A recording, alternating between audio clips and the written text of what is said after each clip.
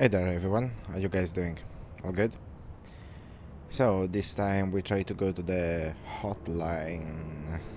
What are you laughing about? Also, that came out rather creepy. Oh well. Okay.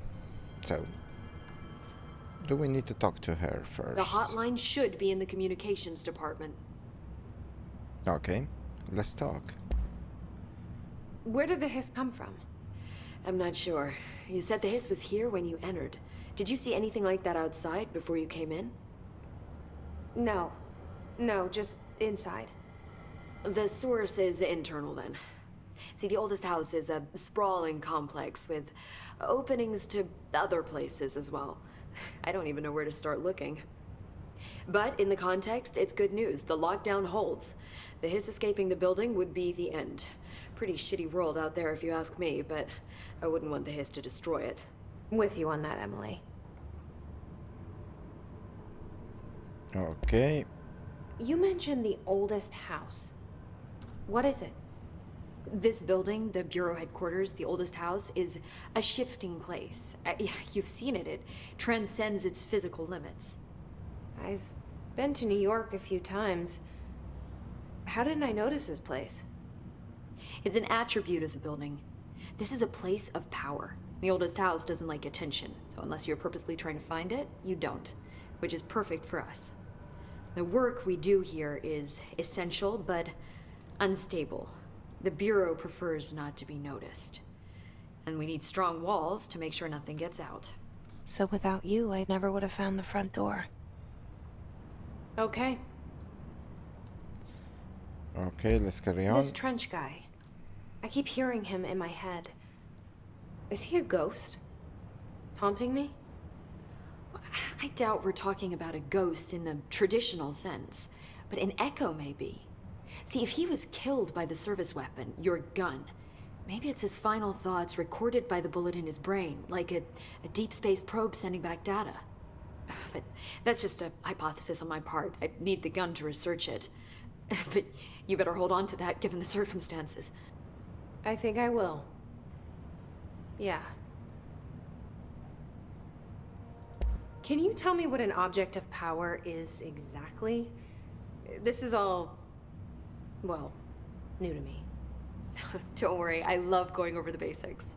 So No. objects of power are mundane objects that house paranatural energies and have developed a link to the astral plane and can thus be controlled, which is what differentiates them from altered items, which are still housings of paranatural forces, but are more volatile and cannot be bound in the peri-utilitarian sense. Got it? Did she memorize this? Yes. Got it. Thanks. Okay, last. So HRA stop you from becoming hiss. Well, it seems that way. I mean, I hadn't even heard of an HRA until a few weeks ago when Dr. Darling started handing them out. Well, I began analyzing mine as soon as I got it. I mean, each one seems to emit a powerful short-range frequency way beyond anything I've ever seen. Doesn't the timing seem suspicious? I thought that too. Dr. Darling usually likes to unveil his latest breakthrough in big presentations. With these, he just passed them out. Yeah, his behavior makes me wonder what exactly he knew. Well, Thanks, Emily. we could assume I'm he sure knew I'll a have more lot. questions soon. Just let me know. I didn't take this. Thank you. Okay. Let's go, people. I don't want to say that I need to rush this, but I definitely need to go as fast as possible. Oh, I don't have any way to make myself more powerful yet. So we go.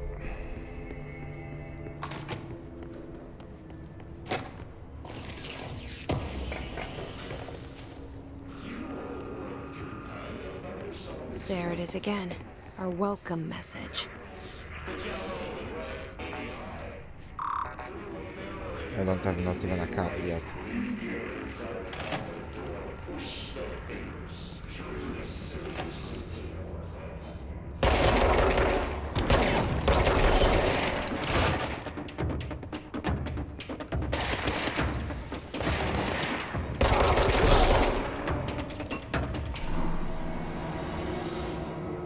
done.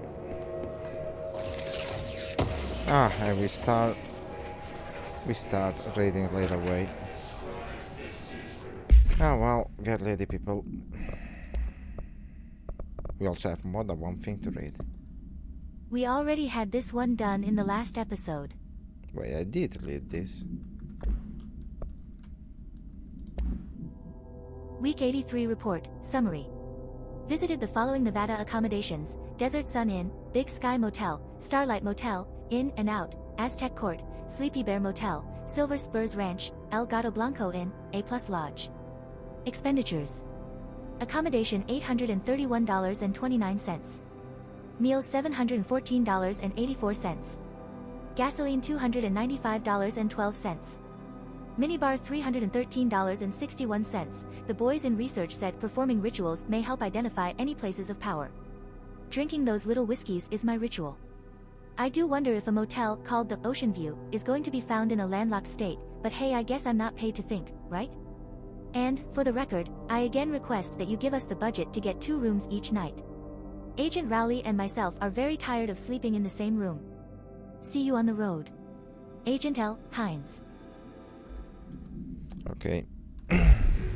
Run button. Fortunately, nobody got to see how often you got buttons wrong in the deleted run. It did happen quite often, to be honest. You got yourself killed 100 times just because of that. It was funny. A picture of me.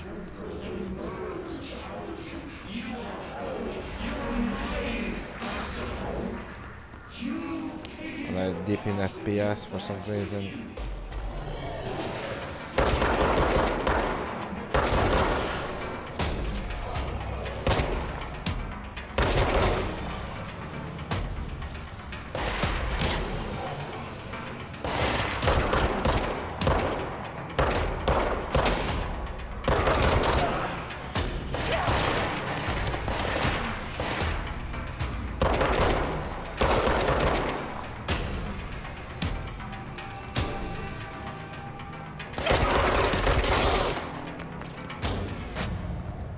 Okay, nearly died.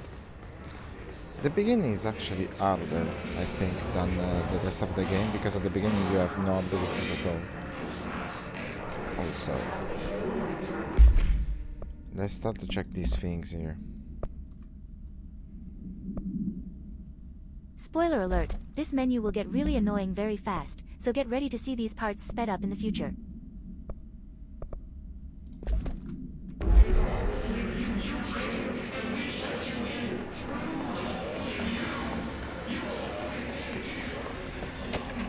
It's your moment.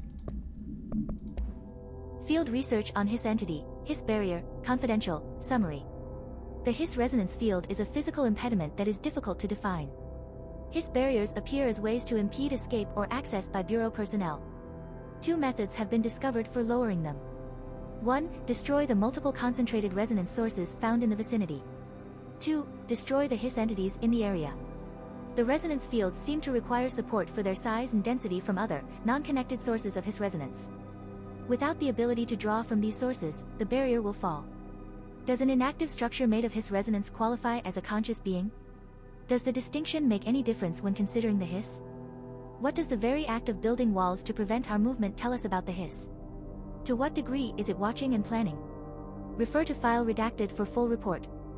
Havana, AWE 48. Event summary. An auditory event occurred at the United States Embassy in Havana, injuring the majority of diplomatic staff stationed there. Redacted deaths were reported and the outgoing information has been managed. Event response. Bureau agents arrived at the embassy on the same day as the event was reported through federal channels, but were too late to witness the AWE, which is reported to have been redacted. Staff experienced sudden intense vibrations and noise, accompanied by an intense pressure in the ears. This lasted for redacted minutes. No visual phenomena was witnessed. The scene was cordoned off and the embassy staff were transported to the continental US. After Formula I-9 was recited in the vicinity, a single cowboy boot began to vibrate, identifying it as an altered item. The item was contained and brought to the Bureau for examination. See case file AI-85 for details. Okay. Here there is the mold, so I cannot do anything. remember that because the first time in the previous version of this, let's say, I tried to get in. It wasn't fun. Please be aware. Due to recent fluctuations in the nearest control point, this area's stability has been downgraded to yellow. Reference chart. Green, stable. Yellow, low possibility of unanticipated building shifts. Orange, high likelihood of unanticipated building shifts. Red, frequent unanticipated building shifts.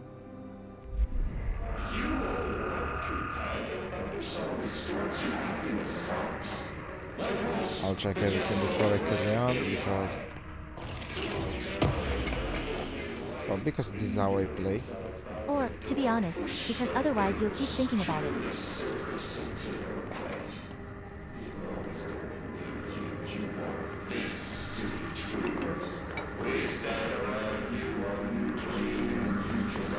Also, there is a thing up there. I'm not even sure if I am supposed to be able to take it now, but with a little bit of parkour, you can get it.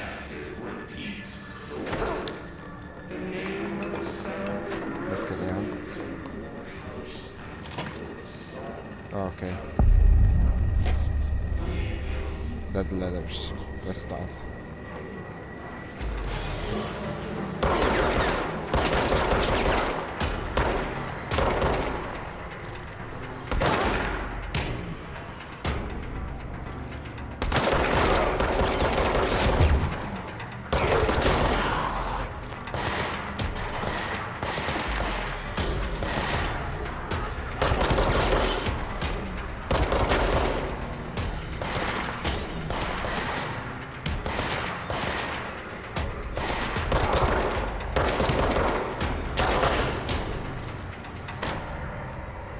We good?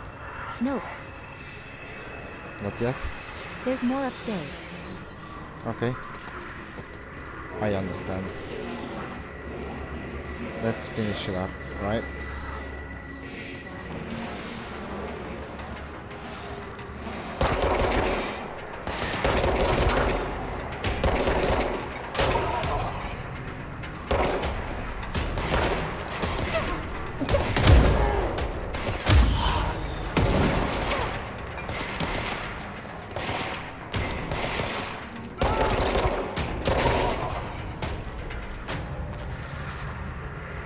Okay, I did it anyway.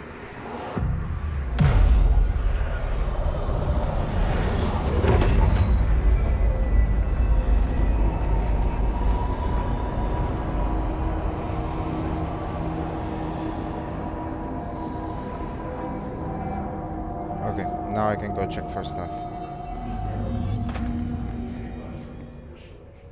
Oh, yeah. Just look at it. 8 inches wide and capable of storing a whopping 80 kilobytes. Stolen by our friends at the CIA, the disk held the launch codes to Soviet nukes. This is not the disk, of course, but one exactly like it. A perfect fusion of concepts vibrating in the Cold War era collective unconscious. A receptacle. It is a receptacle for dangerous energies to hone in on. And they did. We don't have the details, but when things started flying around the disk, it was transferred to us. It's an object of power. OOP. Oops. Oh, and it can launch things telekinetically through the air. To date, we've launched maybe 3 dozen pencils. And once, we even launched a cup.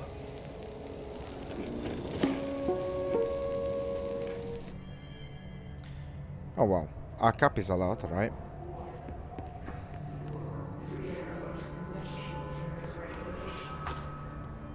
They even launched a cup.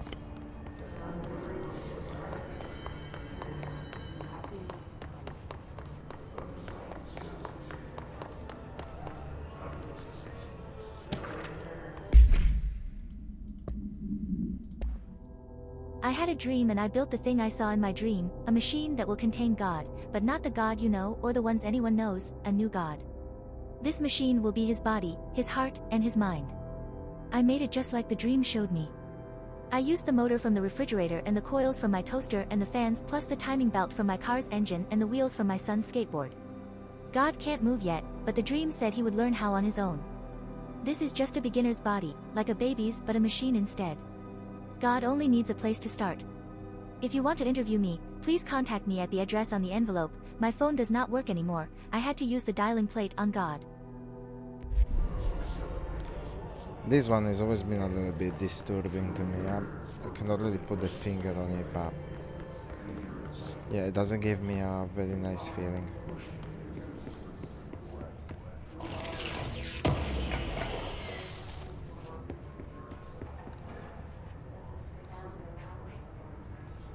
I don't know why there is so much texture popping. I don't remember it being so much.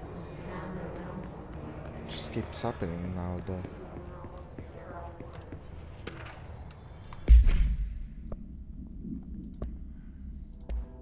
Greetings, Director Trench. I'd like to thank you for approving my request for the Dead Letters Archive. Cataloging the Bureau's collection of delinquent mail will provide an extremely handy database that research teams can use to search for any connections or related topics found among the letters. Aside from the more functional purposes, the archive will allow us to preserve these windows into authentic human encounters with the paranatural world. The letters came to us from various places and times, gathered by the Postal Service as undeliverable. The Bureau is the perfect home for them. I realize not all letters contain accounts of genuine paranatural events, but even the erroneous ones allow us insight into how the unknown is perceived by real people. Of course, I will first compile a system to allow us to analyze the letters for any information or suspected connections to AWEs and other altered materials. So thank you again. Can't wait to delve into my dead letters. P. Bartwell. Well, just one of the many things. I mean, they were not wrong, technically, because they did find a lot of stuff that way. Even though mostly just, weird people being weird.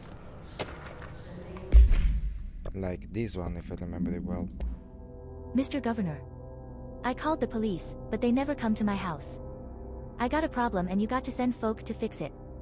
I got my wife one of them singing fish on the walls. It's not a real fish, it sings when you hit a button, but it's got the devil in it.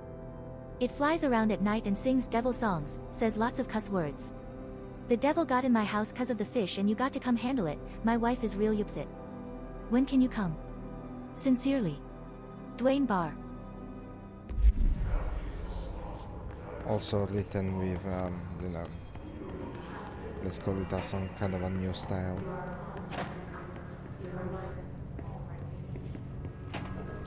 Yeah, lots to read here as well, people. I hope you're not tired of... I found the name, but I'm not sure yet. It is kind of an offensive name. We'll get to see that eventually. Admit you don't say it just because you can't pronounce it. Yeah. To whom it may concern. I am being contacted by the past presidents of the United States of America. They appear as spirit guides, giving me their wisdom.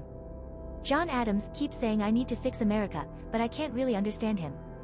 They all have a lot of opinions. People tell me I'm imagining it, but Theodore Roosevelt showed me how to fix my lawnmower and I don't know a thing about lawnmowers. Explain that. I have great dead men telling me about the past and the present. If you'd like to use my abilities to help run the government, please let me know. I know the White House could use me. Yours in earnest, James Bartholomew. I won't comment on this one. Like, schizophrenia is nothing to play with. You just commented, I mean, I get it, but that was a comment. Technically I did comment, yeah.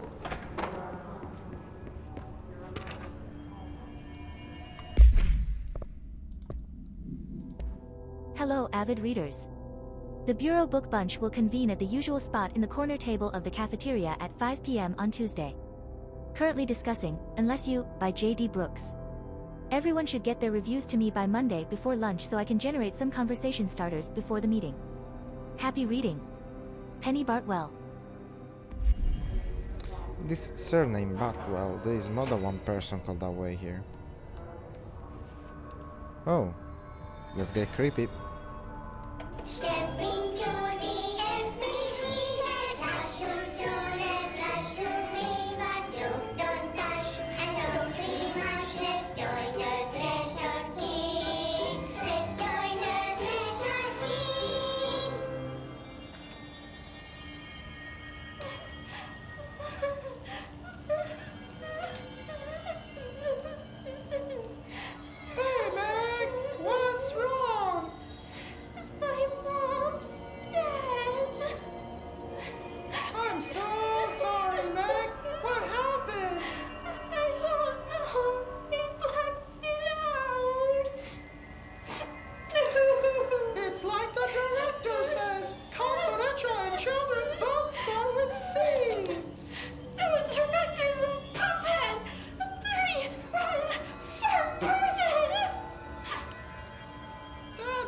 my mama went missing in actions.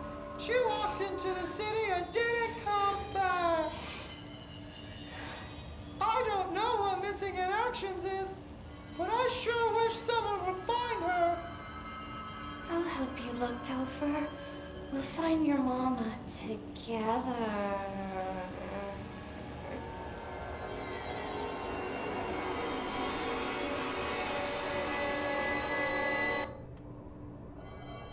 As I said, creepy. Also, this thing about the city, if I remember well, sorry, the city is actually a place in a threshold. If I remember well. I may not remember well after all. Also, yeah, my voice is getting lower and lower because my throat hurts. And I've been sneezing my face away, so yeah, I'm not feeling very well. Next room. Communications. We're on the right track.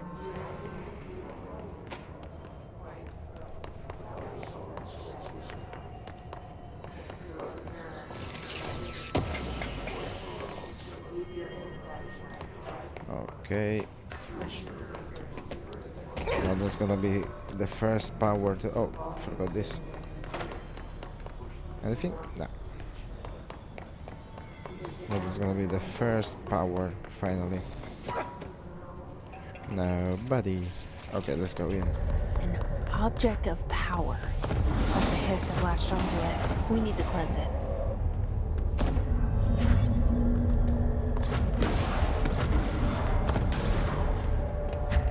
I don't need to crouch.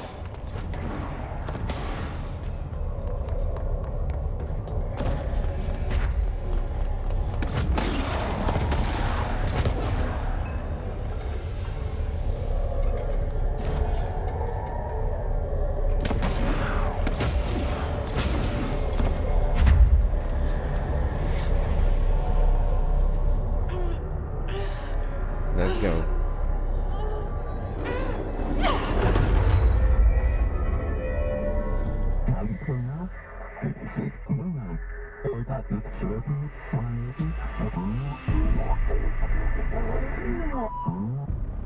It's harder to hear you when I'm here.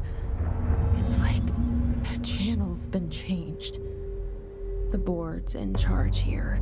They're pyramids in the Bureau seal. Are they really the ones pulling the strings? I'm not their director. I'm no one's director.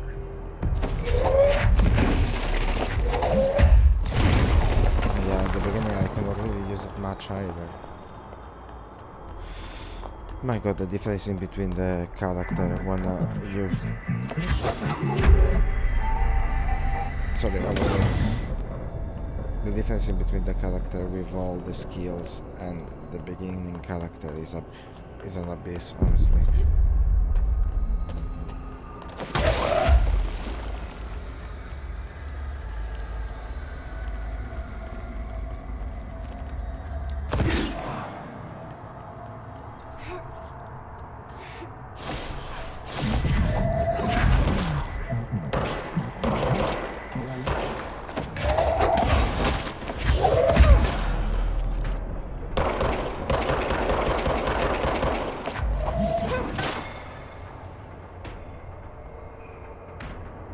There's another one behind this pillar, wanna see? There we go.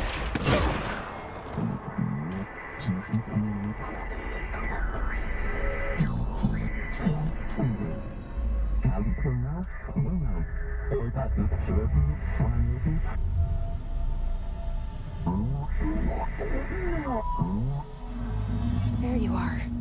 You were gone. Cut off. I got it. Just like you wanted, right? This will help me fight the hiss. Let's start to make things right.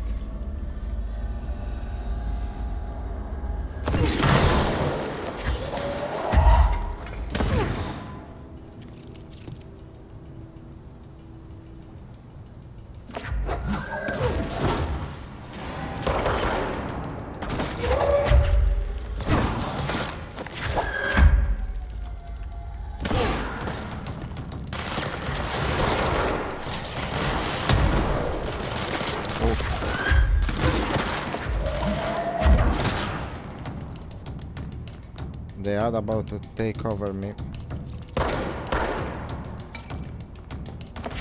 Run away.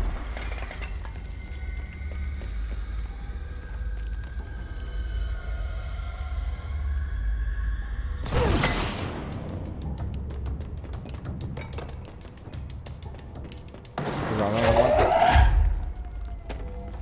Don't know where it is, but there's another one.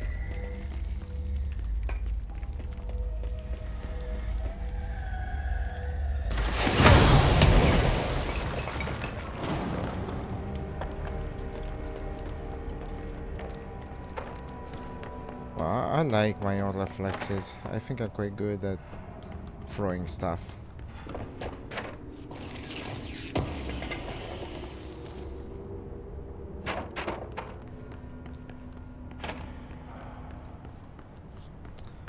I don't remember. Was there more here?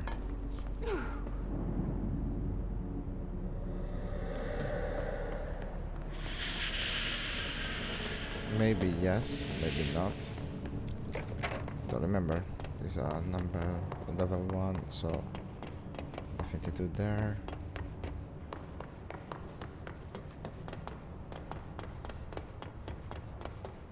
Here? No.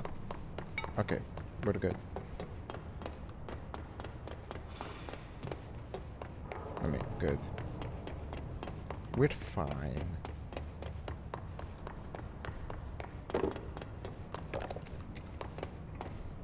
Okay, here there's gonna be people. Definitely.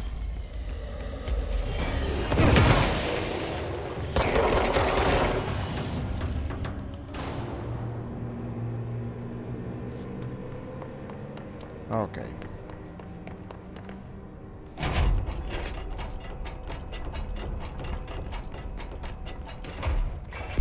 So much to read, especially at the beginning of this gate. It's incredible. Field research on Hiss entity, Hiss corrupted ranger. Confidential, summary. The Rangers are the Bureau's well-trained and well-armed expeditionary forces. Their Hiss corrupted counterparts are equally formidable. Prior to corruption, Rangers were trained to use a variety of weapons in order to face any threat found during AWE response or threshold exploration, including submachine guns, assault rifles, and automatic shotguns. Hiss Rangers utilize these weapons as well as the advanced tactics taught by Bureau instructors. Some are additionally outfitted with Bureau-made body armor. Hiss Rangers have no observed paranatural abilities beyond some being protected by a shielding of dense Hiss resonance, capable of stopping bullets. Considering the advanced training the Hiss Rangers are capable of applying to their situation, is it feasible to consider the human mind still remains intact to some degree? Or is the Hiss able to tap into this combat training and utilize it? Further observation is required. Refer to file redacted for full report. Field research on Hiss entity, Hiss corrupted demolition expert. Confidential, summary. The Bureau only allows certain highly trained individuals to handle volatile materials and weaponry. Our demolition experts are instructed in the use of explosives in dimensions with distinct physical laws, making them important assets for engineering work as well as combat situations. Hiss demolition experts are the only observed Hiss variations to wield the specially built rocket-propelled grenade that is designed to identify and track redacted entities once fired, making them a threat whose termination should be prioritized in combat scenarios. I find it remarkable that the Hiss restrict usage of this weapon to the Bureau personnel who train specifically for its use. What does this tell us about its behavior? Can it not pass along new information to corrupted entities? Still too many unknowns. Refer to file redacted for full report. Floppy disk, OOP5-KE. Containment procedure. Must be contained in a cell with no other loose material. Description/paratility. The object is an 8-inch diskette containing Soviet-era nuclear launch codes. When bound, the object allows para-utilitarians to telekinetically lift material and throw it a short distance. See Dr. Darling Presentation 11.15 for more information. The object is currently bound to redacted for research purposes. Background. Stolen from a Soviet military base located in Redacted by agents Redacted and Redacted with the CIA. The diskette contained launch codes to redacted missiles, believed to be reserved for the use against Redacted. After being returned to America, the diskette began throwing computational hardware at members of the decoding team. An informant in the CIA tipped the Bureau off and it was requisitioned by agents the next day. Book Club Notes for Penny by L. Sampson. So I don't usually read a lot of sci-fi, but as far as space operas go, this was alright. The title, unless you, could refer to a bunch of things in the book, I guess, but I thought it was a little vague and stupid. The way the characters kept throwing it around almost like a catchphrase got real annoying real fast. The best part of the story was the space battles. I sided with the Fixers, obviously, because they had the coolest tech and their motives made the most sense to me. Honestly, if I had to choose between some hoity-toity flowers and guns space hippies or a badass bunch of warriors who go around devouring planets like cheap sushi on a Sunday, I know who I'm picking. That scene where they invade City Planet and convert the entire population using those brain worms? And that space dog fight between those two ace pilots? Sign me the fuck up. What kind of ruined the whole thing for me was when my favorite character got killed not even halfway through the story by getting a battery cylinder launched into his face by a gravitational anomaly. His death didn't feel necessary at all. Okay. I gotta be honest with you, I am not actually reading the documents right now. Just leaving my second voice to do that for me because I already read this Emily said that several the times. hotline can be reached through the mail.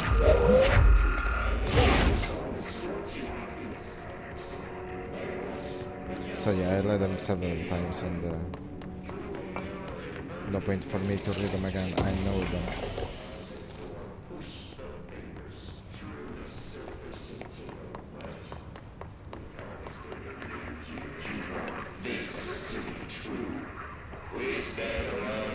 In the meantime, Thomas is still talking.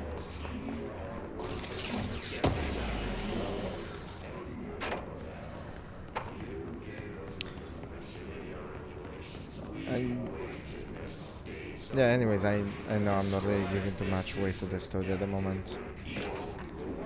Sorry about that. I'm gonna do lore videos eventually.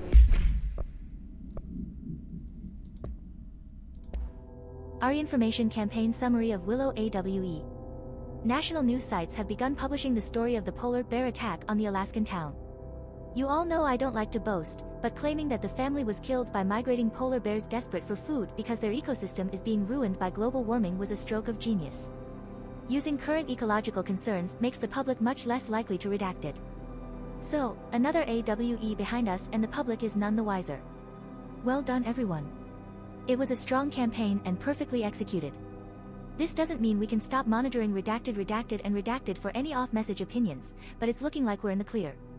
Thomasai out. Thomasai. Thomasai, okay sorry, I just can't get it out right. So the Willow AWE. Can't talk anymore. Anyways, I'm gonna have to explode it because I don't think I actually researched it much.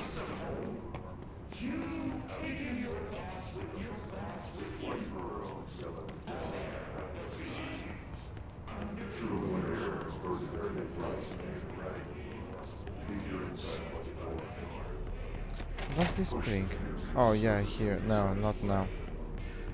There isn't anything really, but not now.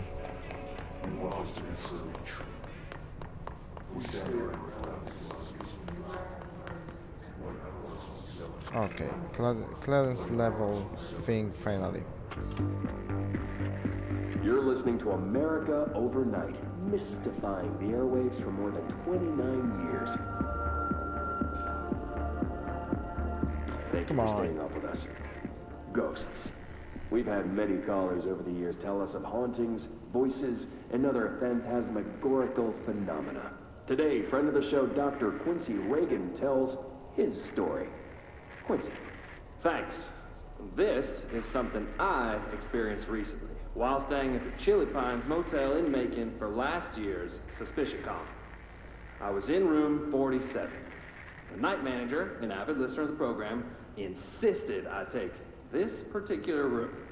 Now, the manager explained that years back, the body of a man was discovered under the bed, inside that wooden border that motel beds tend to have.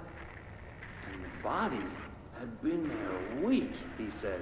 Guests had stayed there, sleeping with the corpse a foot below. They only found the body when housekeepers complained about the smell. Hauntings have been reported in room 47 ever since. ghosts. I happily took the room. I fell asleep pretty quick, checking under the bed first, of course. No ghosts visited me, no chilly spots or flickering lights. But when I woke up, I found myself under the bed. It was dark and stiflingly hot. Luckily, I was able to push the mattress off and crawl out before I suffocated. The night manager was kind enough to find me another room. Oh, there you have it, listeners. What we call ghosts take many forms.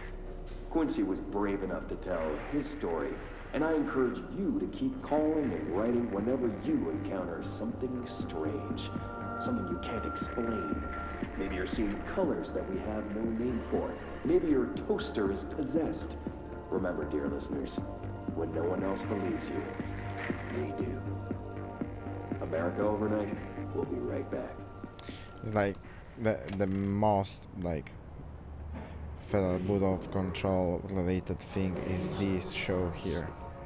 Anyways, here I wanna read this. I mean, it's not gonna be me reading it, but you know what I meant. Okay, this way I can see everything, so I can copy the text. Somewhere along the line things went weird. No one was sure how this happened, whether it was something caused by someone or something, or if it just happened by itself. There were a lot of stories, everyone had a theory on how it had happened, of which maybe the weirdest, and perhaps only fittingly singled out there, was the talk about a strange golden space helmet that someone had found, and secret research project to replicate and manufacture those helmets. It was said that the helmet opened a way to another place, different from this one, but whether that other was actually a place of just something that came over you when you were wearing the helmet, no one knew, not even the scientists in charge of the project. In any case, or so the myth went, the helmets, or the people trying them on, brought the other closer to here, and things got weird. Things that people had learned to take for granted like technology and physics, and religions, and time, and stuff just stopped working like they used to, stopped altogether, or became something different. There were lots of accidents and terrible catastrophes at first, and most people died and disappeared, and in some places it rained flowers and in others blood, and sometimes the other was very close and everything rippled and warped as something big in the other passed close by, and sometimes it was even almost like the old times. In time people adjusted and adapted, and learned to use the new things and laws to fix some of the old, but mostly, as time went by, people just forgot that things had ever been different, and the weird became normal. Everyone, at least everyone who believed in the myth, thought that the golden helmets and those who wore them were bad, and they seemed to have a point, for those in the golden helmets, even while they were hardly ever seen anymore, were often on those rare occasions doing bad things. Luckily, the other gave many people strange abilities, and a few heroes rose to fight the bad things, and there were lots of these bad things, and lots of good things as well, but now, even more than before the other, things were ambiguous and never simple or clear, and people rarely could tell the good from the bad. In any case, things went on, and it was almost never boring. Who wrote this? Report to Dr. Darling. Perfect.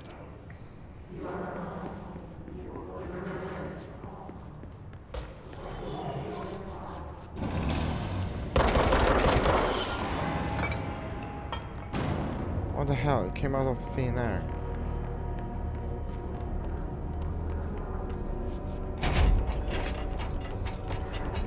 Good thing I'm quick with the gun.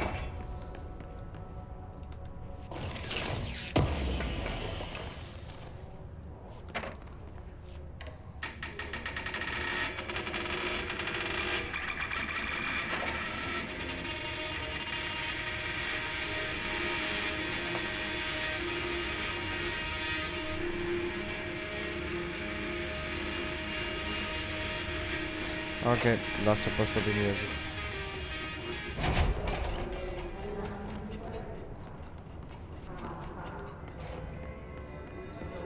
Okay. This must open the door. I took 2 of them. Oh, what? Oh my god, that actually scared me.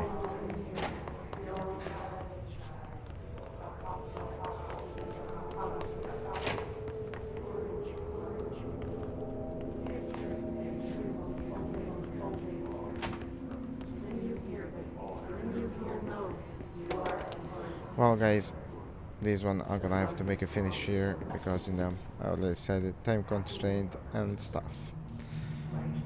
I don't know how much there's gonna be stuff to read. I don't know how long it's gonna be the reading, so I'm gonna stop here, and then if I'm wrong, I'm just gonna continue from here, I guess, and not in another episode.